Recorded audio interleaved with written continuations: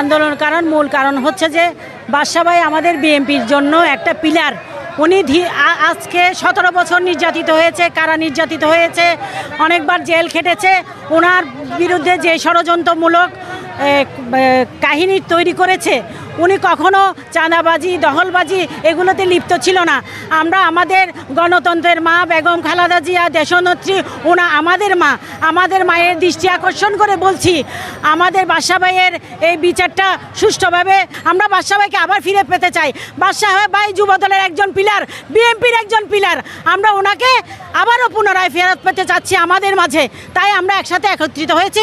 বাংলাদেশ জিন্দাবাদ, তারেক রহমান জিন্দাবাদ, বিএনপি। এটার কারণ হচ্ছে এটা রাজনৈতিক প্রতিহিংসা হতে পারে। বিগত 17-18 বছর ধরে উনি দলের জন্য অনেক করে গিয়েছেন। এরপর যদি এখন এই টাইমে এসে যদি মিথ্যা অপবাদ দিয়ে তাকে এভাবে বহিষ্কৃত করা হয়, এটা আমরা অ্যাকসেপ্ট করতে পারতেছি না। আর যেই বা যারা এটা করতেছে, আমি চাই তারেক রহমান জিয়া স্যার এটার প্রপার ইনভেস্টিগেশন করুক, একটা কমিটি গঠন করুক, তারপর একটা কনক্লুডিং একটা ডিসিশনে আসুক যে এমদাদুল হক বাদশা আসলে দলের জন্য কি করেছে।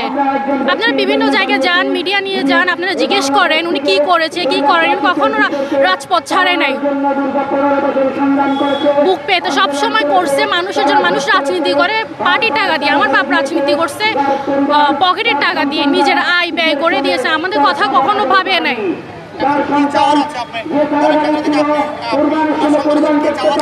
আমি সন্তান হিসাবে এটাই রিকোয়েস্ট করতেছি মিস্টার তারেক রহমান জিয়ার কাছে যে আপনি এটা একটা সুনির্দিষ্ট একটা কনক্লুডিং ডিসিশনে আসুন।